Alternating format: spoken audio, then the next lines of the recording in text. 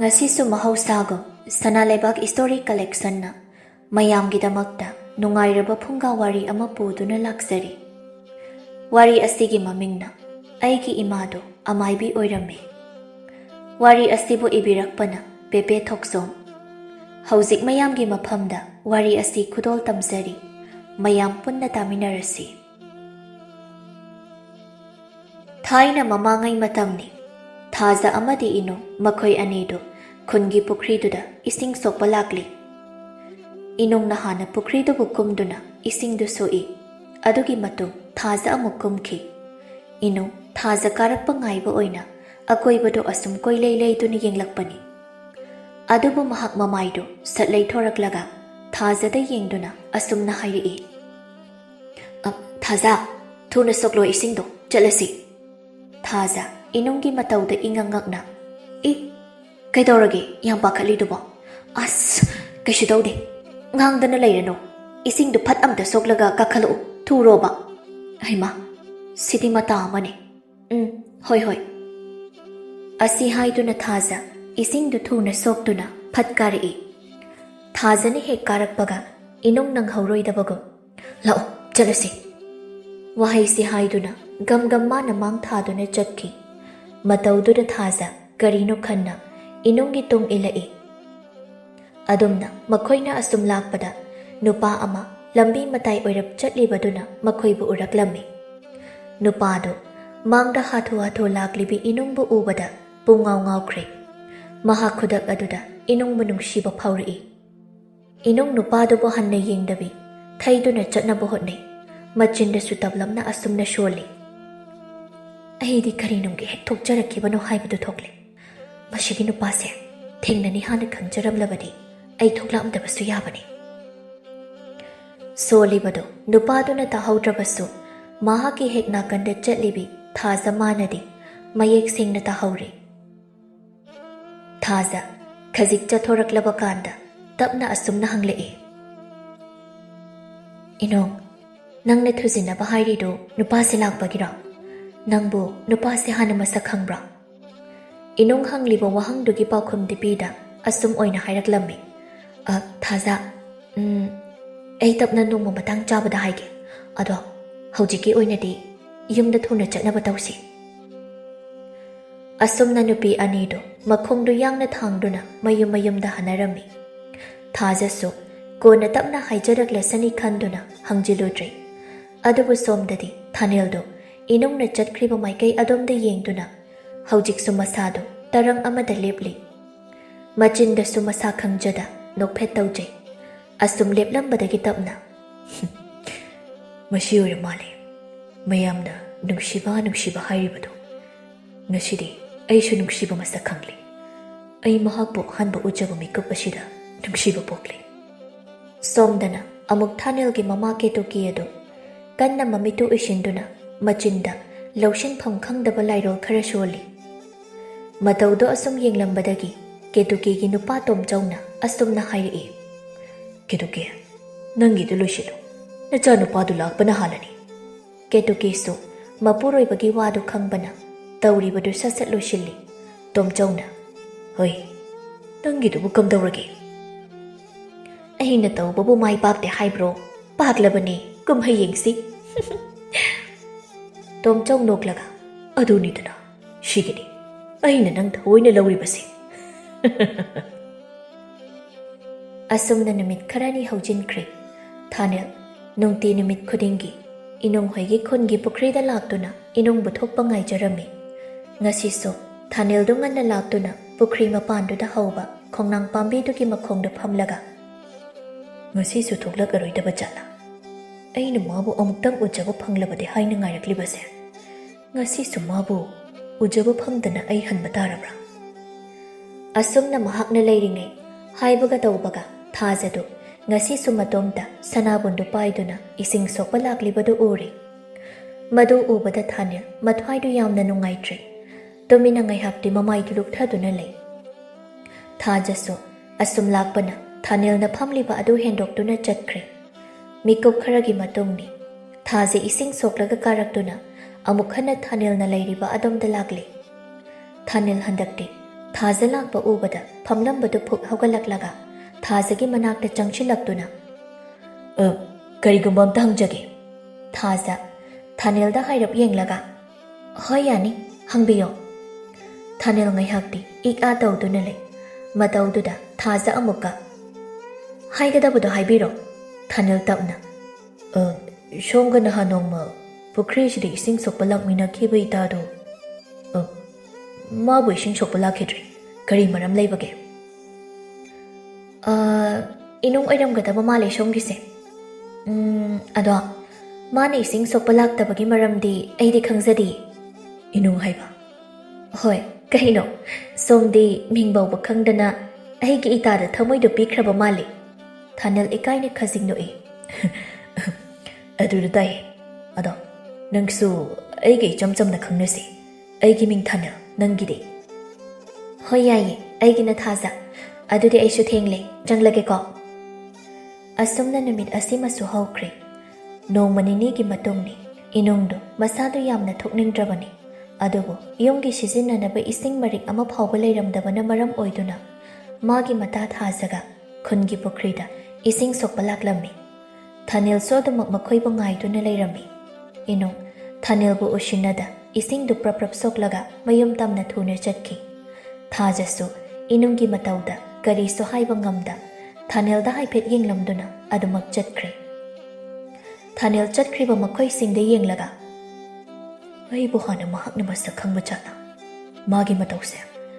Aibu hana khangbagum samali Aibu khanglaga karigi aibu uraga mana leiduna chenabu honariba Magi maungshida Aigi itawshiga Mana asumna sum tawrabadi Aidi aigi thamoigi oiba wadi karamna mafamda haigani Matamnati asum chatki numit kharani hawjinkri Nongma inongbu ukhiba numit adudagi amuk hana Thanel inongbu ujaba phangkhidre Mahakna numit khudingi laktuna ngaijarabasu thawai oibi madi amuk hana thoklakhidre Adubu Thazadi marak marakte hek thoklai Thokla abasu makhoi anidi Michi haifet khatnaba nattana wariri sanaramde Thanel ngasi su mahausagam inongbu thoklakpa haina ngairi Adubu thoklakte Thaza khaktamak thoklai Thanel thawai oibi magi mapau taningbana Thazagi manakta changshilakduna Thaza amda ngaikhoba Thaza chatlambadu lepi Kai haige ta Thanel Inongdo mabu yumda leitabro Nongbada thoklakpa udi Mabu kaidobu yauge Aina astukoina matabu ujarabadi haina ngairaklibase Nongbada uge phangde Adugi sumathakda Mani phamda utkhiba mawang mato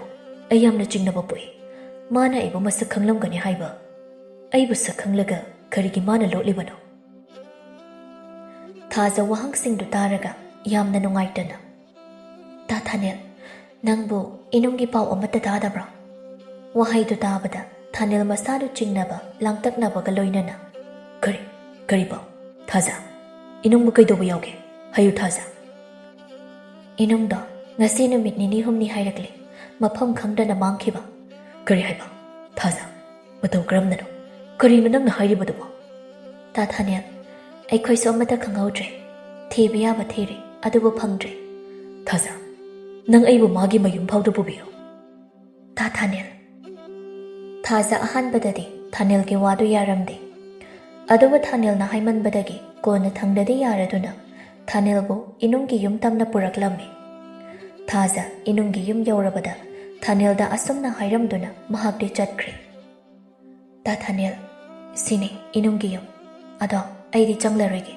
Ising se yumda ngaina hauri Ta Thanel oina changbiro Ai imasu masangam haudaba Hoi hoi Asumna Thanel Thaza zatkrabada inunggi yumda changlakli Inunggi mapa ibohol amadi mama ibe thoido macha kaina mai chakna tumina unglaga mangolda phamlammi Makhoi ani maklap takna Thanel na changlakli badu urai Ibe thoi tapna Kanano ne changla ibasibo Aigi chagi pau puraklibra Ibohol na Nupi Kanano nang na hairibadu Ay yengisi Kana oira Nipa chidi Aikhoigi yumsida kari tawba lakliba Ichadu mafam khangdana manghanbi khraba si phawba Pendraduna yumsida kari muk tawba lakliba nose Phai ꯈꯪꯒꯅꯤꯗꯣ ꯑꯩꯒꯤ ꯊꯥꯡꯒꯣꯜꯗ ꯄꯨꯊꯣꯔꯛꯎ ꯏꯆꯥꯒꯤ ꯂꯃꯟꯗꯤ ꯃꯆꯥꯁꯤꯗ ꯁꯤꯡꯕ ꯇꯥꯔꯤ ꯏꯒꯤ ꯂꯃꯟꯗꯤ ꯏꯅ ꯁꯤꯡꯕ ꯇꯥꯕꯅꯤ Ibethoi ahanbadadi mapuroibagi wadu karino khalli adubu mahaksu urakli mayek singna thanilna chunglaklibudu madu ubada sauna hairi mahaksu khonjaldu kanna thanilna tanaba mawongda Hey nangshida kari tawba lakpano ichadu mafam khangdana manghanbikhrabadu phawba pendraduna mapa mama oiba ekhoida amuk kari tawge haibano Ibohalsu machagi mairina chakladuna Launo, nangak samdo, aigi thanggola shina lentatke. Aigi iphamdagi ichabu munbagi, mapa aina kari tawba ngambagi haibada, ngashidi yenghanba tari. Aikhoina sumhanba shida, nakhoi kama helaklabani. Thanil ahal anidugi matawdu mahakti ingak ngakle yamna ngakna makhoi anida yengduna le adumna leiringai Ibethoi do senchilakduna Thanilgi masadu buta paiduna nomlaga kaptuna astumna hairi Aigi ichadu piyo, mama aingonda ichadu piyo. Ichadu mama aina shino, aigi icha piyo. Thanil yamgakna Karino ima, hairibadugo. Aduga pabungna hairiba shingasina karino. Ai wakhal taba ngamdre. Inung, aidi inungi pau hektabaga yumshida lakbani. Aina mabu manghankiba nati, aidi pau shitabada ngairi. Ibohal sauna laukhalai Aigi ichabu nakoigi imungna manaraga manghankraka pau tabada ngairi karino ha nang ngasi itage haibro napana ma adugi machane haibada nokte imungo nangsho aikhoina khulle kai miyama mangna wa lawraklabadi kaya natai chara aduna nangna khangdrabasu namaga napaga aduda hairasu ibuhal aigi ichanupi inongdo yamna thunama tekta kaidan thilau haidana ha aigi ima paba haiba hoine Nangi namaga napaga duda hayusu. Nangna aikhoise masak khangdrabasu. Aikhoina nangbu yamna muna khangi. Aduda sunati. Napana madushu muna khangdrabazani. Aduna nangna nayumda yamna thuna chattuna hayusu. Ima, babung. Inungi ima babungde. Aigi ima ipagumpani. Aida singna nakhoiba masak khangde. Inungso aina khanglakpa koidre. Aimabu thamoi singna nungshiri. Aina mabu phana nakshinabu honarabasu mana nongmata nakshinhankidi aibu ubada thairaga chali nongmata maphamda aigi thamoigi oiba wasu haikidri aduga aigi ima paba karamba mino macha aina munna khangjai aigi paba imana inungda kari shudawramoi moidi yamna chamjabani inungna mangkhribase karigumba atopa soidana leiramkani moida taina biganu Ibohalna namagana bagana upliba maikhumdo hangdo Khangi hairabadi. Phari. Ai aroi boina wamata haijage. Ai inungbu phangnaba soidana thijage. Aduga karigumba. Aigi ima ipana tawrambo oirabasu. Macha aina makhoibadi ngakpiba ngamloi. Asumna namit kharani haujinkre Thanil angauba amaga inungbu koichat chattuna thiraklami machagi ahongba matau kayaduda ketuki machagi manakta changsilaktuna Imagi Thanil nangbu handak maraksi kari tawba yawbagi ma kashu dawdida nang imada walot kanu ichana phana wadu lotlabasu ichagi maithongda tariba awabaduna mayek singna takli hayu imada handakti Thanil mamada thokiba pumba amata chithada wari oina kaptuna leiraklambi ketuki machagi wari singdu taraga wakhalda asumna khanjai aigi ichasidi Madugi Ibethoigi machada pungao ngauraba tauni madugi mama machado tawba yam ngambani kituki aigi asonba mafam yenglaga hikta lang thakpani ba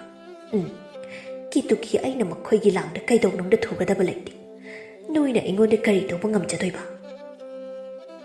adumna khalingai Thanil mamada tapna ima makhoigi wadabu nachabu thajau hairibra amukshu thajarage na khalli ngamte ai kari khangadabano khanpham khangdre ima nacha aina khangdaba nakhoigi aronba kari leibage ma leirade mukta haibiyo ima ketuki machagi wahangduda yamna mana tawshinaduna tapna hairi ibama makhoigi wado ꯑꯩꯕꯨ ꯐꯠꯇꯕ ꯇꯥꯍꯟꯅꯕ ꯍꯥꯏꯔꯤꯕ ꯋꯥꯅꯤ ꯆꯨꯝꯃꯤ ꯃꯈꯣꯏꯅ ꯍꯥꯏꯔꯤꯕ ꯃꯈꯣꯏꯒꯤ ꯏꯃꯨꯡꯗꯨꯒ ꯑꯩꯈꯣꯏꯒ ꯃꯇꯝ ꯑꯃꯗ ꯌꯥꯝꯅ ꯅꯛꯅꯅ ꯂꯣꯏꯅꯔꯝꯃꯤ ꯑꯗꯨꯕꯨ ꯃꯇꯝꯅ ꯑꯍꯣꯡꯕ ꯀꯌꯥ ꯄꯨꯔꯛꯄꯅ ꯑꯗꯨꯛ ꯅꯨꯡꯁꯤꯅꯅ ꯂꯣꯏꯅꯔꯝꯕ ꯃꯣꯏꯗꯨ ꯌꯦꯛꯅꯕ ꯑꯣꯏꯔꯛꯈꯤ ꯃꯈꯣꯏꯅ ꯑꯩꯈꯣꯏꯒꯤ ꯃꯥꯡꯅꯕ ꯀꯌꯥ ꯑꯃ ꯁꯤꯟꯕ ꯍꯧꯔꯛꯈꯤ ꯃꯗꯨꯅꯅꯤ ꯃꯈꯣꯏꯒꯤ ꯋꯥꯈꯜꯗ ꯉꯁꯤ ꯃꯈꯣꯏꯒꯤ ꯃꯆꯥꯅꯨꯄꯤ ꯑꯗꯨꯅ ꯃꯥꯡꯈ꯭ꯔꯕꯁꯨ ꯑꯩꯈꯣꯏꯅ ꯊꯧꯔꯝꯒꯅꯤ ꯈꯜꯂꯤꯕ ꯑꯗꯨ ꯃꯔꯝꯗꯤ ꯃꯈꯣꯏꯅ ꯑꯩꯈꯣꯏꯗ ꯇꯧꯈꯤꯕ ꯑꯗꯨꯝꯅ ꯑꯩꯈꯣꯏꯅꯁꯨ ꯇꯧꯔꯝꯒꯅꯤ ꯈꯟꯕꯒꯤꯅꯤ ꯑꯗꯨꯕꯨꯅꯦ ꯅꯣꯡꯃꯗꯤ ꯃꯈꯣꯏꯁꯨ ꯁꯣꯏꯗꯅ ꯈꯪꯂꯛꯈꯤꯒꯅꯤ ꯁꯣꯝꯗꯅ ꯏꯅꯨꯡꯗꯨ ꯍꯩꯔꯥꯡ ꯂꯩꯔꯥꯡꯗꯅ ꯄꯤꯛ ꯊꯟꯅ ꯍꯧꯕ ꯃꯐꯝ ꯑꯃꯗ ꯇꯨꯃꯤꯟ ꯂꯦꯞꯇꯨꯅ ꯑꯀꯣꯏꯕꯗꯨ ꯌꯦꯡꯂꯒ ꯂꯩꯔꯤ ꯋꯥꯈꯜꯗꯁꯨ ꯑꯁꯨꯝꯅ ꯈꯜꯂꯤ ꯑꯩꯗꯤ ꯃꯇꯧ ꯀꯔꯝꯅ ꯃꯐꯝꯁꯤꯗ ꯂꯩꯔꯝꯂꯤꯕ ꯑꯩꯅ ꯂꯩꯔꯤꯕ ꯃꯐꯝ ꯑꯁꯤꯕꯨ ꯀꯔꯥꯏꯗꯅꯣ ꯑꯗꯨꯝꯅ ꯈꯜꯂꯤꯉꯩ ꯏꯅꯨꯡꯒꯤ ꯃꯤꯠꯃꯥꯡꯗ ꯈꯪꯍꯧꯗꯅ ꯃꯁꯛ ꯃꯇꯧ ꯌꯥꯝꯅ ꯐꯖꯕꯤ ꯂꯥꯏꯔꯦꯝꯕꯤ ꯑꯃ ꯈꯪꯊꯣꯛ ꯊꯣꯛꯂꯛꯂꯝꯃꯤ ꯃꯗꯨ ꯎꯕꯗ ꯏꯅꯨꯡꯗꯨ ꯌꯥꯝꯅ ꯉꯛꯂꯝꯃꯤ ꯂꯥꯏꯔꯦꯝꯕꯤꯗꯨ ꯏꯅꯨꯡꯗ ꯌꯦꯡꯂꯒ ꯏꯅꯨꯡ ꯅꯪꯕꯨ ꯃꯐꯝ ꯑꯁꯤ ꯐꯖꯗ꯭ꯔꯣ ꯏꯅꯨꯡ ꯏꯉꯛꯉꯛꯅ ꯐꯖꯩꯌꯦ ꯑꯗꯣ ꯑꯩꯅ ꯂꯩꯔꯤꯕꯁꯤꯕꯨ ꯀꯔꯥꯏꯗꯅꯣ ꯅꯪꯅ ꯂꯩꯔꯤꯕꯁꯤ ꯂꯩꯔꯩꯄꯥꯛꯇꯅꯤ ꯃꯐꯝ ꯑꯁꯦ ꯂꯩꯔꯩꯄꯥꯛꯅꯤ ꯂꯥꯏꯔꯦꯝꯕꯤ ꯑꯩꯒꯤ ꯂꯩꯄꯥꯛꯅꯤ ꯃꯁꯤꯅ ꯑꯩꯅ ꯅꯪꯕꯨ ꯃꯐꯝꯁꯤꯗ ꯄꯨꯔꯛꯄꯅꯤ ꯃꯔꯝꯗꯤ ꯐꯠꯇ꯭ꯔꯕꯤ ꯑꯃꯥꯏꯕꯤ ꯀꯦꯇꯨꯀꯤꯒꯤ ꯃꯆꯥꯅꯨꯄꯥ ꯊꯥꯅꯤꯜꯅ ꯅꯪꯕꯨ ꯊꯃꯣꯏ ꯁꯦꯡꯅ ꯅꯨꯡꯁꯤꯈ꯭ꯔꯦ ꯑꯗꯨꯕꯨ ꯃꯍꯥꯛꯅ ꯅꯪꯕꯨ ꯐꯅ ꯅꯨꯡꯁꯤꯔꯕꯁꯨ ꯑꯃꯥꯏꯕꯤ ꯀꯦꯇꯨꯀꯤ ꯃꯍꯥꯛꯅꯗꯤ ꯅꯈꯣꯏ ꯑꯅꯤꯕꯨ ꯀꯩꯗꯧꯅꯨꯡꯗ ꯄꯨꯟꯁꯤꯜꯍꯟꯕ ꯄꯥꯝꯂꯣꯏ ꯃꯔꯝ ꯑꯁꯤꯅ ꯅꯪꯗ ꯅꯠꯇꯅ ꯅꯪꯒꯤ ꯏꯃꯥ ꯄꯥꯕ ꯅꯈꯣꯏ ꯄꯨꯝꯕ ꯃꯍꯥꯛꯀꯤ ꯃꯈꯨꯠꯇ ꯑꯋꯥꯅꯥ ꯇꯥꯕ ꯌꯥꯅ ꯂꯩꯔꯤ ꯑꯗꯨꯅ ꯑꯩꯅ ꯅꯈꯣꯏ ꯄꯨꯝꯅꯃꯛꯄꯨ ꯀꯟꯅꯕ ꯌꯥꯏꯐꯅꯕꯒꯤꯗꯃꯛ ꯅꯪꯕꯨ ꯑꯩꯅ ꯃꯐꯝꯁꯤꯗ ꯄꯨꯔꯛꯄꯅꯤ ꯋꯥꯍꯩꯁꯤꯡꯗꯨ ꯇꯥꯕꯗ ꯏꯅꯨꯡ ꯃꯥꯒꯤ ꯂꯩꯔꯤꯕ ꯃꯄꯥ ꯑꯃꯗꯤ ꯃꯃꯥ ꯑꯅꯤꯕꯨ ꯌꯥꯝꯅ ꯅꯤꯡꯁꯤꯡꯂꯛꯂꯝꯃꯤ ꯏꯅꯨꯡ ꯇꯞꯅ ꯂꯥꯏꯔꯦꯝꯕꯤ ꯀꯔꯝꯅꯅꯣ ꯑꯩꯅ ꯑꯩꯒꯤ ꯏꯃꯥ ꯄꯥꯕꯒ ꯂꯥꯞꯅꯔꯒ ꯑꯩꯒꯤ ꯌꯥꯏꯐꯕ ꯑꯣꯏꯒꯗꯕ ꯑꯁꯤꯕꯨ ꯑꯩꯒꯤ ꯏꯃꯥꯒ ꯄꯥꯕꯒꯗꯣ ꯃꯆꯥ ꯑꯩꯕꯨ ꯎꯗꯅ ꯃꯤꯀꯨꯞ ꯐꯥꯅ ꯂꯩꯕ ꯉꯝꯗꯕꯅꯤ ꯑꯩꯕꯨ ꯃꯈꯣꯏꯒꯤ ꯃꯅꯥꯛꯇ ꯊꯤꯟꯕꯤꯌꯨ ꯃꯈꯣꯏꯅ ꯑꯩꯕꯨ ꯊꯤꯔꯝꯒꯅꯤꯌꯦ ꯏꯅꯨꯡ ꯅꯍꯥꯛ ꯇꯞꯊꯈꯣ ꯑꯩꯒꯤ ꯋꯥꯁꯦ ꯃꯨꯟꯅ ꯇꯥꯈꯣ ꯅꯍꯥꯛꯅ ꯀꯔꯤꯒꯨꯝꯕ ꯍꯧꯖꯤꯛꯃꯛ ꯅꯪꯒꯤ ꯏꯃꯥ ꯄꯥꯕꯒꯤ ꯃꯅꯥꯛꯇ ꯆꯠꯂꯨꯔꯕꯗꯤ ꯅꯪꯒꯤ ꯄꯨꯟꯁꯤꯗꯨ ꯑꯔꯦꯝꯕꯗ ꯃꯥꯡꯒꯅꯤ ꯑꯃꯗꯤ ꯅꯪꯒꯤ ꯏꯃꯥ ꯄꯥꯕꯒꯤ ꯄꯨꯟꯁꯤꯁꯨ ꯂꯣꯏꯒꯅꯤ ꯑꯗꯨꯅ ꯅꯍꯥꯛ ꯋꯥꯔꯕꯁꯨ ꯋꯥꯅ ꯆꯍꯤ ꯑꯃꯗꯤ ꯑꯩꯒꯤ ꯂꯩꯕꯥꯛ ꯑꯁꯤꯗ ꯂꯩꯀꯣ ꯆꯍꯤ ꯑꯃ ꯐꯥꯔꯕ ꯃꯇꯝꯗ ꯑꯩꯅ ꯅꯪꯕꯨ ꯁꯣꯏꯗꯅ ꯅꯪꯒꯤ ꯏꯃꯥ ꯄꯥꯕꯒꯤ ꯃꯅꯥꯛꯇ ꯊꯤꯟꯒꯅꯤ ꯑꯗꯨꯒ ꯅꯍꯥꯛ ꯃꯈꯣꯏꯒꯤꯗꯃꯛ ꯀꯔꯤꯁꯨ ꯋꯥꯒꯅꯨ ꯑꯩꯅ ꯃꯈꯣꯏꯕꯨ ꯆꯦꯛꯁꯤꯟꯅ ꯁꯦꯟꯅꯒꯅꯤ ꯑꯁꯨꯝꯅ ꯂꯥꯏꯔꯦꯝꯕꯤꯗꯨꯅ ꯍꯥꯏꯕꯗꯒꯤ ꯏꯅꯨꯡ ꯂꯥꯏꯔꯩꯄꯥꯛꯇꯨꯗ ꯂꯩꯔꯦ ꯁꯣꯝꯗ ꯊꯥꯅꯤꯜ ꯃꯍꯥꯛꯁꯨ ꯏꯅꯨꯡꯕꯨ ꯊꯤꯕ ꯂꯦꯞꯇꯦ ꯑꯉꯥꯎꯕ ꯑꯣꯜꯂꯦ ꯃꯍꯥꯛ ꯏꯅꯨꯡꯕꯨ ꯊꯤꯕꯗ ꯏꯕꯣꯍꯜ ꯑꯃꯗꯤ ꯏꯕꯦꯊꯣꯏ ꯃꯈꯣꯏ ꯑꯅꯤꯁꯨ ꯃꯆꯥꯒꯤ ꯋꯥꯈꯜꯗ ꯆꯥꯗ ꯊꯛꯇꯕꯅ ꯃꯁꯥꯁꯤꯡꯗꯨ ꯌꯥꯝꯅ ꯁꯣꯟꯖꯤꯜꯂꯤ ꯑꯗꯨꯕꯨ ꯀꯦꯇꯨꯀꯤ ꯑꯃꯗꯤ ꯇꯣꯝꯆꯧ ꯃꯈꯣꯏ ꯑꯅꯤꯒꯤ ꯃꯕꯨꯛꯅꯤꯡꯗꯗꯤ ꯑꯁꯨꯝꯅ ꯈꯜꯂꯤ ꯅꯨꯄꯤ ꯃꯆꯥꯗꯨ ꯁꯣꯏꯗꯅ ꯃꯈꯣꯏꯅ ꯂꯣꯠꯁꯤꯟꯕ ꯑꯣꯏꯒꯅꯤ ꯀꯦꯇꯨꯀꯤ ꯃꯆꯤꯟꯗꯁꯨ ꯇꯞꯅ ꯁꯣꯜꯂꯤ ꯀꯦꯇꯨꯀꯤ ꯑꯩꯒꯤ ꯊꯧꯔꯥꯡꯕꯨ ꯃꯈꯣꯏꯅ ꯈꯪꯂꯛꯄꯗꯒꯤ ꯃꯆꯥꯅꯨꯄꯤꯗꯨ ꯃꯈꯣꯏꯅ ꯁꯣꯏꯗꯅ ꯂꯣꯠꯁꯤꯟꯕ ꯑꯣꯏꯒꯅꯤ ꯍꯦ ꯀꯦꯇꯨꯀꯤ ꯑꯩꯒꯤ ꯈꯨꯠꯇꯒꯤ ꯃꯈꯣꯏꯅ ꯀꯌꯥꯝ ꯀꯨꯏꯅ ꯂꯣꯠꯁꯤꯟꯕ ꯉꯝꯕ꯭ꯔ ꯌꯦꯡꯒꯦ ꯅꯨꯄꯤ ꯃꯆꯥꯗꯣ ꯍꯦꯛ ꯐꯪꯕꯒ ꯃꯥꯒꯤ ꯊꯋꯥꯏꯗꯨ ꯊꯨꯅ ꯂꯧꯍꯧꯗꯕ ꯌꯥꯗꯦ ꯅꯠꯇ꯭ꯔꯕꯗꯤ ꯑꯩꯒꯤ ꯏꯍꯩ ꯄꯨꯝꯕꯁꯦ ꯑꯔꯦꯝꯕꯗ ꯇꯥꯒꯅꯤ ꯅꯨꯄꯤ ꯃꯆꯥꯗꯣ ꯑꯆꯝꯕ ꯅꯠꯇꯦ ꯃꯥꯒꯤ ꯊꯋꯥꯏꯗꯨ ꯀꯔꯤꯒꯨꯝꯕ ꯑꯩꯅ ꯈꯨꯗꯨꯝ ꯆꯟꯕ ꯉꯝꯂꯕꯗꯤ ꯑꯩꯉꯣꯟꯗꯒꯤ ꯍꯦꯟꯅ ꯍꯩꯕꯤ ꯑꯃꯥꯏꯕꯤ ꯑꯃꯠꯇ ꯂꯩꯔꯔꯣꯏ ꯃꯥꯂꯦꯝꯁꯤꯗ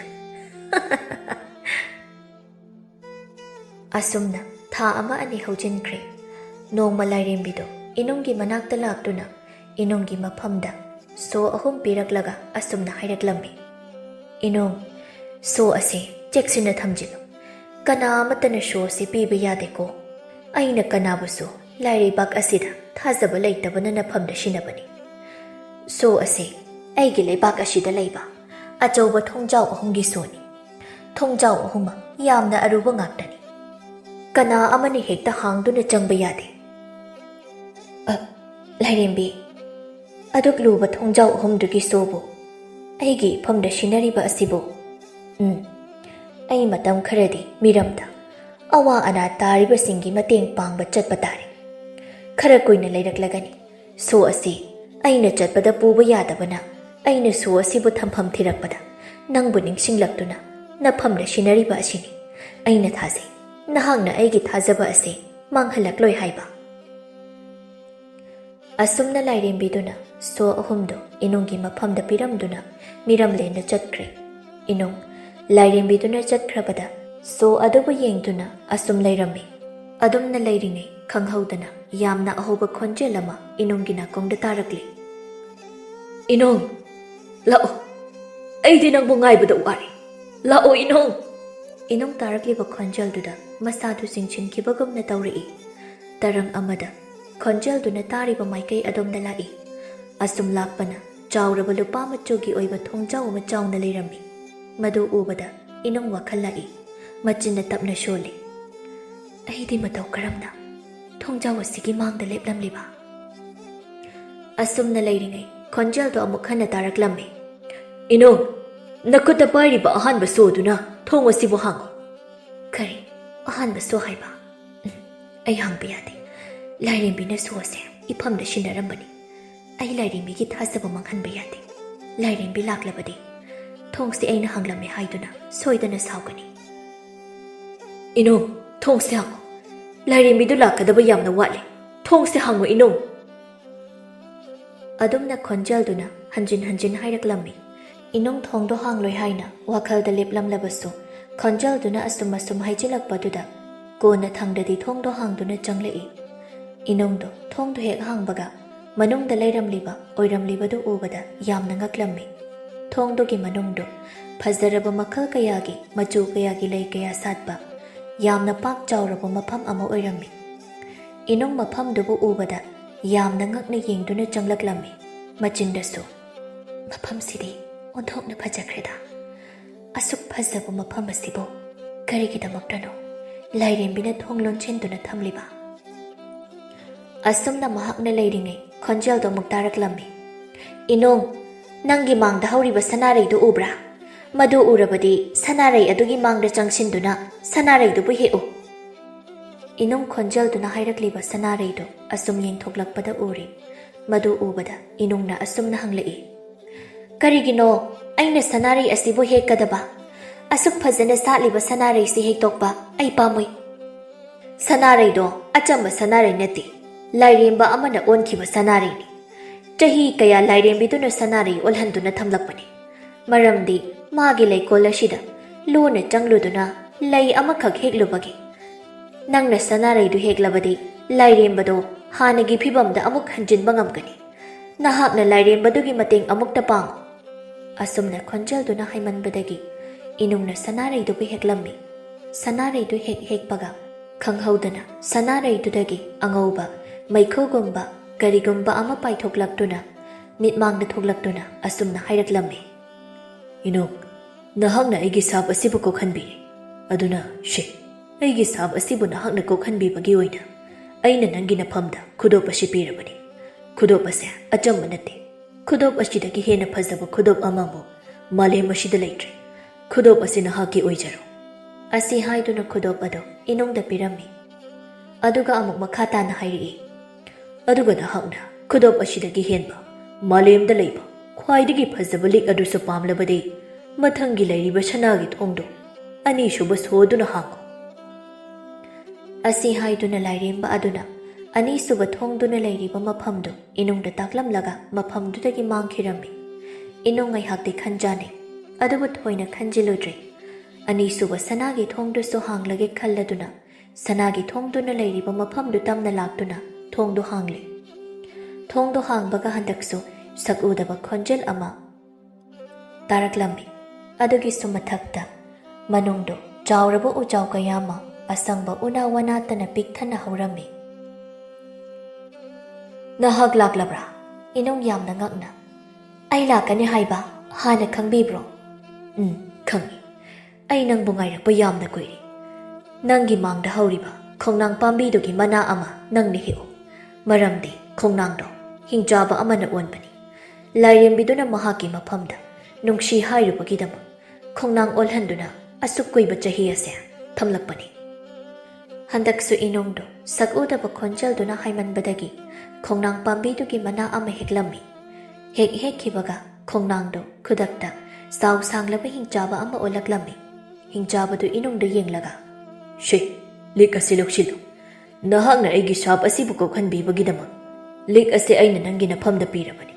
ꯃꯥꯂꯦꯝ ꯑꯁꯤꯗ ꯂꯩꯔꯤꯕ ꯂꯤꯛꯁꯤꯡꯗꯒꯤ ꯂꯤꯛ ꯑꯁꯤꯅ ꯐꯖꯕ ꯈ꯭ꯋꯥꯏꯗꯒꯤ ꯍꯦꯟꯕꯅꯤ꯫ ꯑꯗꯨꯒ ꯅꯍꯥꯛꯅ ꯂꯤꯛ ꯑꯁꯤꯗꯒꯤ ꯍꯦꯟꯗꯣꯛꯇꯨꯅ ꯃꯥꯂꯦꯝ ꯑꯁꯤꯒꯤ ꯃꯄꯨ ꯑꯣꯏꯅꯤꯡꯂꯕꯗꯤ ꯑꯍꯨꯝꯁꯨꯕ ꯑꯔꯣꯟꯕ ꯊꯣꯡꯗꯣ ꯍꯥꯡꯗꯣꯛꯎ꯫ ꯃꯗꯨ ꯍꯥꯡꯗꯣꯛꯂꯕꯗꯤ ꯃꯥꯂꯦꯝ ꯑꯁꯦ ꯅꯪꯒꯤ ꯅꯈꯥꯗ ꯂꯩꯒꯅꯤ ꯑꯃꯗꯤ ꯅꯪꯒ ꯃꯇꯝ ꯀꯨꯏꯅ ꯀꯥꯏꯅꯔꯛꯂꯕ ꯏꯃꯥ ꯄꯥꯕꯒꯁꯨ ꯎꯅꯕ ꯐꯪꯒꯅꯤ꯫ ꯏꯅꯨꯡ ꯃꯥꯒꯤ ꯋꯥꯈꯜꯗ ꯀꯔꯤ ꯑꯃꯠꯇ ꯆꯪꯈꯤꯗ꯭ꯔꯦ꯫ ꯃꯃꯥ ꯃꯄꯥ ꯑꯅꯤꯕꯨ ꯎꯅꯕ ꯐꯪꯒꯅꯤ ꯍꯥꯏꯕ ꯑꯗꯨꯗ ꯈꯟꯗꯨꯅ ꯂꯩꯈ꯭ꯔꯦ꯫ ꯑꯗꯨꯅ ꯃꯍꯥꯛ ꯑꯔꯣꯟꯕ ꯊꯣꯡꯗꯨꯒꯤ ꯃꯐꯝꯗꯨ ꯍꯥꯡꯗꯣꯛꯂꯒ ꯊꯣꯡꯗꯨꯅ ꯂꯩꯔꯤꯕ ꯃꯐꯝꯗꯨ ꯇꯝꯅ ꯂꯥꯛꯂꯦ꯫ ꯃꯐꯝꯗꯨ ꯌꯧꯕꯒ ꯊꯣꯡꯗꯨ ꯍꯥꯡꯒꯦ ꯍꯥꯏꯅ ꯍꯣꯠꯅꯔꯤꯉꯩ ꯃꯍꯥꯛꯀꯤ ꯑꯀꯣꯏꯕꯗ ꯑꯃꯨꯕ ꯃꯩꯈꯨꯅ ꯏꯀꯣꯏ ꯀꯣꯏꯁꯤꯜꯂꯛꯂꯝꯃꯤ꯫ ꯑꯃꯨꯛꯁꯨ ꯈꯪꯍꯧꯗꯅ ꯃꯨꯁꯨꯛ ꯃꯨꯕ ꯃꯃꯤ ꯑꯃ ꯊꯣꯛꯂꯛꯇꯨꯅ ꯑꯁꯨꯝꯅ ꯍꯥꯏꯔꯛꯏ, ꯅꯍꯥꯛ ꯊꯣꯡ ꯑꯁꯤꯒꯤ ꯃꯅꯨꯡꯗ ꯆꯪꯕ ꯌꯥꯗꯦ꯫ ꯊꯣꯡ ꯑꯁꯤ ꯑꯆꯝꯕ ꯊꯣꯡ ꯅꯠꯇꯦ, ꯐꯠꯇꯕ ꯊꯋꯥꯏ ꯀꯌꯥꯒꯤ ꯂꯩꯐꯝꯅꯤ꯫ ꯏꯅꯨꯡ ꯍꯥꯏꯔꯛꯂꯤꯕ ꯇꯥꯗꯦ꯫ ꯃꯍꯥꯛ ꯃꯃꯥ ꯑꯃꯗꯤ ꯃꯄꯥꯕꯨ ꯎꯅꯤꯡꯕꯅ ꯉꯥꯎꯔꯗꯨꯅ ꯊꯣꯡꯗꯣ ꯍꯥꯡꯅꯕ ꯍꯣꯠꯅꯩ꯫ ꯑꯗꯨꯝꯅ ꯃꯍꯥꯛꯅ ꯇꯧꯕ ꯑꯗꯨꯗ ꯃꯃꯤꯗꯨꯅ ꯑꯃꯨꯛ, ꯑꯩꯒꯤ ꯋꯥꯁꯦ ꯊꯧꯑꯣꯏꯗꯕ ꯇꯧꯒꯅꯨ꯫ ꯅꯍꯥꯛ ꯆꯩꯔꯥꯛ ꯀꯤꯗꯕ꯭ꯔꯥ? ꯑꯩꯒꯤ ꯏꯃꯥ ꯄꯥꯕꯕꯨ ꯎꯖꯕ ꯐꯪꯒꯅꯤ ꯍꯥꯏꯔꯕꯗꯤ ꯑꯩ ꯆꯩꯔꯥꯛ ꯑꯃꯠꯇ ꯀꯤꯗꯦ꯫ ꯑꯗꯨꯗꯤ ꯐꯩ꯫ ꯑꯁꯤ ꯍꯥꯏꯔꯒ ꯏꯅꯨꯡꯒꯤ ꯃꯁꯥꯗ ꯌꯥꯝꯅ ꯁꯥꯐꯨ ꯀꯟꯕ ꯀꯔꯤꯅꯣ ꯑꯃ ꯈꯪꯀꯥꯞ ꯀꯥꯞꯁꯤꯜꯂꯛꯏ꯫ ꯏꯅꯨꯡ ꯈꯨꯗꯛꯇ ꯋꯥꯈꯜ ꯃꯥꯡꯈ꯭ꯔꯦ꯫ ꯏꯅꯨꯡꯅ ꯍꯦꯛ ꯋꯥꯈꯜ ꯃꯥꯡꯈꯤꯕꯒ ꯂꯥꯏꯔꯦꯝꯕꯤꯗꯨ ꯐꯠ ꯊꯣꯛꯂꯛꯇꯨꯅ ꯃꯃꯤꯗꯨꯗ ꯑꯁꯨꯝꯅ ꯍꯥꯏꯔꯛꯏ, ꯑꯩ ꯃꯍꯥꯛꯄꯨ ꯄꯨꯈ꯭ꯔꯒꯦ꯫ ꯑꯇꯣꯞꯄ ꯑꯍꯦꯟꯕ ꯇꯧꯔꯅꯨ꯫ ꯑꯩꯅ ꯁꯣꯏꯕꯅꯤ, ꯁꯣꯗꯨ ꯁꯤꯟꯅꯔꯝꯕꯒꯤ꯫ ꯑꯁꯨꯝꯅ ꯂꯥꯏꯔꯦꯝꯕꯤꯗꯨꯅ ꯏꯅꯨꯡꯕꯨ ꯃꯐꯝ ꯆꯥꯕ ꯑꯃꯗ ꯄꯨꯔꯛꯇꯨꯅ ꯃꯍꯥꯛ ꯋꯥꯈꯜ ꯇꯥꯅꯕ ꯍꯣꯠꯅꯔꯝꯃꯤ꯫ ꯏꯅꯨꯡꯁꯨ ꯂꯥꯏꯔꯦꯝꯕꯤꯗꯨꯅ ꯑꯗꯨꯝꯅ ꯍꯣꯠꯅꯕꯗꯒꯤ ꯋꯥꯈꯜ ꯂꯥꯛꯂꯦ꯫ ꯃꯍꯥꯛꯅ ꯋꯥꯈꯜ ꯂꯥꯛꯂꯕꯗ ꯂꯥꯏꯔꯦꯝꯕꯤꯗꯨꯅ ꯌꯥꯝꯅ ꯁꯥꯎꯅ, ꯏꯅꯨꯡ, ꯅꯍꯥꯛꯅ ꯀꯔꯤꯒꯤꯗꯃꯛ ꯑꯩꯒꯤ ꯊꯥꯖꯕꯗꯨ ꯃꯥꯡꯍꯜꯂꯤꯕꯅꯣ? ꯑꯩꯅ ꯅꯪꯒꯤ ꯅꯐꯝꯗ ꯁꯣꯗꯨ ꯁꯤꯟꯅꯔꯨꯕ ꯑꯩꯅ ꯂꯥꯜꯂꯦ꯫ ꯑꯩ ꯍꯧꯖꯤꯛꯇꯤ ꯅꯪꯕꯨ ꯃꯐꯝꯁꯤꯗ ꯊꯝꯕ ꯉꯝꯂꯔꯣꯏ꯫ ꯑꯩ ꯅꯪꯕꯨ ꯍꯧꯖꯤꯛꯃꯛ ꯅꯪꯒꯤ ꯌꯨꯝꯗ ꯊꯤꯜꯂꯒꯦ꯫ ꯃꯁꯤꯒꯤ ꯃꯇꯨꯡ ꯇꯥꯔꯛꯄꯗ ꯑꯃꯥꯏꯕꯤ ꯀꯦꯇꯨꯀꯤꯅ ꯇꯧꯔꯛꯄ ꯈꯨꯗꯤꯡꯃꯛ ꯅꯍꯥꯛꯅ ꯃꯥꯌꯣꯛꯅꯖꯔꯣ꯫ ꯑꯩ ꯅꯪꯕꯨ ꯀꯟꯕ ꯉꯝꯂꯔꯣꯏ꯫ ꯂꯥꯏꯔꯦꯝꯕꯤ, ꯑꯩ ꯌꯥꯝꯅ ꯁꯣꯏꯈ꯭ꯔꯦ꯫ ꯑꯍꯦꯟꯕ ꯍꯥꯏꯕꯗꯨꯅ ꯑꯩꯕꯨ ꯃꯤꯀꯨꯞ ꯈꯔꯗꯤ ꯂꯝꯍꯥꯡꯅꯔꯨꯔꯦ꯫ ꯑꯩ ꯂꯥꯟꯈ꯭ꯔꯦ꯫ ꯑꯩꯕꯨ ꯉꯥꯛꯄꯤꯌꯨ꯫ ꯑꯁꯨꯝꯅ ꯂꯥꯏꯔꯦꯝꯕꯤꯗꯨꯅ ꯏꯅꯨꯡꯕꯨ ꯃꯍꯥꯛꯀꯤ ꯃꯌꯨꯝꯗ ꯊꯤꯜꯂꯛꯂꯦ꯫ ꯏꯅꯨꯡꯒꯤ ꯃꯄꯥ ꯏꯕꯣꯍꯜ ꯑꯃꯗꯤ ꯃꯃꯥ ꯏꯕꯦꯊꯣꯏ, ꯃꯈꯣꯏ ꯑꯅꯤꯗꯤ ꯃꯆꯥꯕꯨ ꯑꯃꯨꯛ ꯍꯟꯅ ꯎꯖꯕ ꯐꯪꯖꯕꯗꯨꯗ ꯃꯆꯥꯕꯨ ꯀꯣꯟꯗꯨꯅ ꯌꯥꯝꯅ ꯀꯞꯆꯔꯝꯃꯤ꯫ ꯏꯅꯨꯡꯁꯨ ꯊꯣꯛꯈꯤꯕ ꯊꯧꯗꯣꯛ ꯄꯨꯝꯕ ꯋꯥꯔꯤ ꯑꯣꯏꯅ ꯂꯤꯗꯨꯅ ꯃꯃꯥ ꯃꯄꯥ ꯑꯅꯤꯒꯤ ꯃꯐꯝꯗ ꯈꯪꯍꯜꯂꯝꯃꯤ꯫ ꯑꯁꯨꯝꯅ ꯏꯅꯨꯡꯅ ꯑꯃꯨꯛ ꯍꯟꯅ ꯂꯥꯛꯄꯒꯤ ꯄꯥꯎꯗꯨ ꯈꯨꯟ ꯂꯩꯀꯥꯏ ꯄꯨꯝꯕ ꯂꯣꯏꯅ ꯇꯥꯔꯤ꯫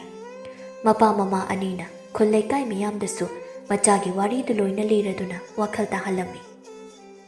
ꯊꯥꯖꯁꯨ ꯏꯅꯨꯡꯒꯤ ꯄꯥꯎꯗꯨ ꯇꯥꯔꯗꯨꯅ ꯏꯅꯨꯡꯕꯨ ꯍꯜꯂꯛꯄ ꯅꯨꯡꯇꯤ ꯅꯨꯃꯤꯠ ꯈꯨꯗꯤꯡꯒꯤ ꯄꯨꯈ꯭ꯔꯤ ꯃꯄꯥꯟꯗꯨꯗ ꯑꯉꯥꯎꯕ ꯑꯃꯒꯨꯝ ꯉꯥꯏꯖꯔꯤꯕ ꯊꯥꯅꯦꯜꯒꯤ ꯃꯅꯥꯛꯇ ꯂꯥꯛꯇꯨꯅ, ꯇꯥ ꯊꯥꯅꯦꯜ, ꯇꯥ ꯊꯥꯅꯦꯜ, ꯏꯅꯨꯡꯗꯣ ꯍꯜꯂꯛꯂꯦ꯫ ꯏꯅꯨꯡ ꯍꯜꯂꯛꯂꯦ ꯇꯥ ꯊꯥꯅꯦꯜ꯫ ꯍꯥ, ꯀꯔꯤ ꯍꯥꯏꯕ ꯊꯥꯖ? ꯑꯩ ꯃꯥꯕꯨ ꯌꯥꯝꯅ ꯎꯅꯤꯡꯉꯦ ꯊꯥꯖ꯫ ꯑꯩ ꯃꯥꯕꯨ ꯎꯅꯔꯨꯒꯦ ꯊꯥꯖ꯫ ꯑꯁꯤ ꯍꯥꯏꯗꯨꯅ ꯊꯥꯅꯦꯜꯗꯣ ꯀꯟꯅ ꯏꯅꯨꯡꯒꯤ ꯌꯨꯝ ꯇꯝꯅ ꯆꯦꯜꯂꯛꯂꯝꯃꯤ꯫ ꯊꯥꯖꯁꯨ ꯊꯥꯅꯦꯜꯒꯤ ꯇꯨꯡ ꯑꯣꯏꯔꯞꯅ ꯇꯥꯟꯅꯗꯨꯅ ꯆꯦꯜꯂꯛꯂꯤ꯫ ꯊꯥꯅꯦꯜ ꯑꯁꯨꯝ ꯂꯦꯞꯇꯅ ꯆꯦꯜꯂꯛꯄꯅ ꯏꯅꯨꯡꯒꯤ ꯌꯨꯝ ꯌꯧꯔꯦ꯫ ꯑꯗꯨꯕꯨ ꯃꯍꯥꯛ ꯏꯅꯨꯡꯒꯤ ꯌꯨꯝ ꯌꯧꯕꯗꯗꯤ ꯇꯧꯔꯝꯂꯤꯕ ꯐꯤꯕꯝꯗꯨ ꯎꯕꯗ ꯊꯥꯡꯂꯝꯕ ꯈꯣꯡꯊꯥꯡꯗꯨ ꯆꯞ ꯂꯦꯞꯂꯒ ꯄꯥꯈꯠꯅ ꯌꯦꯡꯗꯨꯅ ꯂꯩ꯫ ꯊꯥꯖꯁꯨ ꯌꯧꯔꯛꯂꯦ꯫ ꯃꯍꯥꯛ ꯌꯥꯝꯅ ꯄꯥꯈꯠꯅ, ꯏꯅꯨꯡ, ꯏꯃꯥ, ꯄꯥꯕꯨꯡ, ꯏꯅꯨꯡꯁꯦ ꯀꯩꯗꯧꯔꯒꯦ? ꯏꯅꯨꯡ, ꯀꯔꯤꯅꯣ ꯅꯪꯅ ꯇꯧꯔꯤꯕꯁꯤꯕꯣ? ꯏꯅꯨꯡ, ꯅꯪꯒꯤ ꯐꯤꯕꯝꯁꯤꯕꯨ ꯀꯔꯤꯅꯣ? ꯏꯅꯨꯡꯗꯣ ꯃꯁꯥꯗꯣ ꯃꯊꯣꯡ ꯃꯔꯝ ꯈꯪꯗꯅ ꯊꯦꯛꯇꯣꯛꯇꯨꯅ ꯌꯥꯝꯅ ꯐꯤꯕꯝ ꯆꯥꯗꯕ ꯃꯑꯣꯡ ꯑꯃꯗ ꯃꯃꯥ ꯃꯄꯥ ꯑꯅꯤꯅ ꯐꯥꯅꯗꯨꯅ ꯂꯩꯔꯝꯃꯤ꯫ ꯊꯥꯖꯁꯨ ꯆꯦꯟꯁꯤꯟꯗꯨꯅ ꯏꯅꯨꯡꯕꯨ ꯐꯥꯅꯕ ꯍꯣꯠꯅꯩ꯫ ꯊꯥꯅꯦꯜꯁꯨ ꯑꯁꯨꯝ ꯂꯦꯞꯂꯝꯕꯗꯒꯤ ꯋꯥꯈꯜ ꯂꯥꯛꯇꯨꯅ ꯏꯅꯨꯡꯒꯤ ꯃꯅꯥꯛꯇ ꯆꯦꯟꯁꯤꯜꯂꯛꯏ꯫ ꯑꯗꯨꯕꯨ ꯏꯅꯨꯡꯒꯤ ꯃꯁꯥꯗꯨ ꯐꯥꯗꯨꯅ ꯂꯩꯔꯝꯕ ꯏꯕꯦꯊꯣꯏ ꯄꯨꯛ ꯍꯧꯒꯠꯇꯨꯅ ꯊꯥꯅꯦꯜꯒꯤ ꯃꯥꯡꯗ ꯂꯦꯞꯂꯒ, ꯅꯪ ꯃꯐꯝꯁꯤꯗ ꯀꯔꯤ ꯇꯧꯕ ꯂꯥꯛꯄꯅꯣ? ꯏꯆꯥ ꯂꯥꯛꯂꯦ ꯄꯥꯎ ꯇꯥꯕꯗ ꯅꯈꯣꯏꯅ ꯇꯧꯔꯤꯕ ꯅꯠꯇ꯭ꯔ ꯃꯁꯤ ꯄꯨꯝꯕ? ꯑꯗꯨꯒ ꯑꯃꯨꯛꯁꯨ ꯏꯆꯥꯒꯤ ꯑꯁꯤꯒꯨꯝꯕ ꯐꯤꯕꯝꯁꯤ ꯌꯦꯡꯗꯨꯅ ꯑꯃꯨꯛ ꯀꯔꯤꯝꯗꯒꯤ ꯈꯟꯅ ꯂꯥꯛꯂꯤꯕ꯭ꯔꯥ? ꯆꯠꯈ꯭ꯔꯣ ꯆꯠꯂꯣ! ꯅꯪ ꯃꯐꯝꯁꯤꯗ ꯑꯃꯨꯛ ꯈꯟꯅ ꯂꯥꯛꯀꯅꯨ꯫ ꯃꯁꯤ ꯄꯨꯝꯕ ꯅꯪꯒꯤ ꯅꯃꯥꯗꯨꯅ ꯇꯧꯕꯅꯤ꯫ ꯊꯥꯅꯦꯜ ꯑꯗꯨꯝꯅ ꯏꯕꯦꯊꯣꯏꯅ ꯍꯥꯏꯔꯛꯄꯗꯨꯗ ꯃꯈꯣꯡꯗꯨ ꯊꯥꯡꯖꯤꯟꯗꯨꯅ ꯆꯪꯁꯤꯟꯕ ꯉꯝꯗ꯭ꯔꯦ꯫ ꯇꯨꯡ ꯍꯟꯅ ꯌꯦꯡꯗꯨꯅ ꯋꯥꯈꯜ ꯑꯗꯨ ꯌꯥꯝꯅ ꯅꯨꯡꯉꯥꯏꯇꯅ ꯃꯌꯨꯝ ꯇꯝꯅ ꯂꯥꯛꯏ꯫ ꯃꯍꯥꯛ ꯉꯁꯤꯗꯤ ꯋꯥꯈꯜꯗ จับยุ่งนะเล็บครีอาซิงบะอมาดิขังดกละเกขันนะอดุนะมหักนะมายุ่มดลากปะดุกนามาตะขังหลังเดโลนะจังเลยอดุบุมหักนะจังลักปะดะมามาเกตุกีนะตารมลิบสิงดูอุบดะทันิลยามนังกักลามิเกตุกีดุกะรีนุขังเดบปะสักมายามอามามังเดทำดุนะอากีบะพังนะมาไม่ตุอุชินดุนะไลโรนอามาโซนดุนะไลรัมมิทันิลคอนเจลดุกันนะลาวรีอิมาเกตุกีขังเปรกขังเอโอ้ยมาทันิลนังตอมเจ้าสูอีบังทันิลยามซาวนะอิมาบาบาโอ้ไม่ยามนะให้ริบเชสุมเลดนะไอ้กี่บาบาอิมาสิดีอาจารย์บุไอเรมเรดนะไอ้กี่อิมาสิดีอาไม่บิโอเรมิไอ้บุญหันบุคคลอามันบมาร์ทำลำลิบโอเรเกตุกีคอนเจลถกนันอกตัวนะจุ่มไม่ยามนะให้นะแบบปุ่มบะจุ่มนามาไอซีอาไม่บินี่อาไม่บิอีเบทอยกิมาจานุปีนั่งนัดทวายหักจังลุกนันุชิจาริบะมหักอดุกิทวายตัวนี้ไอ้น่ะปามลิบะมหักกิทวายตัวไอ้น่ะลาวระบดีมาเลมาเซไอ้กี่อีกขาดะท่านน่ะนะจ๊ะไอ้ยังมันอะไรยังไงไอ้กี่นุ่งกิทวายบุลบดีฮิมาน่าหักขักไว้ทุกเลยนั่งนักการิโตบังกำจัดตัวบ้าก้าวกันดูนั่งเซไอ้น่ะปกปัญญาอดุนะนามาไอ้กี่มาอยู่ตะเล็บกี่ไก่ดองน้องเด็กขันกันกะรีสุเลยแต่วันนี้ปีมาจ่าดูกินมั้งอาศัยให้ตัวนักเกตุกีมาหักในตัวรีบดูมาฆ่าตาเกให้นะคนนี้มาตัวดูดะท่านเนลมาบุกขามเกให้ตัวนักจังชิลักปนีอดูบุท่านเนลกิมาซาดูขังเขาตัวน่ะซาพูอามันในอิลักตัวน่ะไล่รีบกาดูกิมาปานได้ไปทรักลำมิอดมในเฮกโตบกะไล่เรียนบิดุพัดทกลักตัวน่ะเกตุกีดะอสมนะให้เรียเกตุกีไอ้เนี่ยนังบุญยังตัวน่ะอสมลักปนีอดูบ่าวจิกตีนั่งกิมาตำลอยดีกุยน่ะมาเลมาชิดหิงหันตัวน่ะทำไปยาดรีทำเลยบดีมาเลมาเสียโนมาดีสวยแต่น่ะมาคิดว่าตารีอาศัยให้ตัวน่ะไล่เรียนบิดุน่ะเกตุกีกิทวายบุลาวรามิอาสมน่ะเกตุกีกิทวายดูท่าเกรท่านเอลมาม่าเนี่ยไล่คิดว่าดูมหาการิชุดถอยดกน่ะขันเจลุดรีมหาเจลักตัวน่ะอินงบุญยังบ่อินละอีอินงมาซาดูหาวจิกติการิชุดตัวตัวน่ะไล่รามิท่านเอลอินงกิมาพัมดะโทเคปปมบะวารีโอยน่ะลิรักลามิอามาดีอินงบุษมหักน่ะทำไมเชิงน่ะนุงสีให้น่ะพงดกจารามิท่านเอลน่ะอินงบุทำไมเชิงน่ะนุงชีซาบดูอุบดะอีโบฮัลอามาดีอีเบทอยอันนี้น่ะสุยาบิระตุน่ะมาคอยอันนี้บุมาตามครากิมาตงดะเจ้าน่ะลุหงบิรามิอดูบุตอมเจ้าดีเกตุกีน่ะไล่คิดระบดะนายต้มตาตุน่ะปุนชีตุยามน่ะวาน่ะเลลีท่านเอลโซมาปามามาอันนี้น่ะเต้าคิบดูปุ่มน่ะมาขังลักปะดะกีมาปาบุหันน่ะยิงคิดเรไลกายมียามน่ะโซตอมโจวอินทกตัวน่ะทำครีอาสมน่ะท่านิลอามาดีอินงมาคอยอันนี้ดูยามน่ะนุงไงน่ะปานคี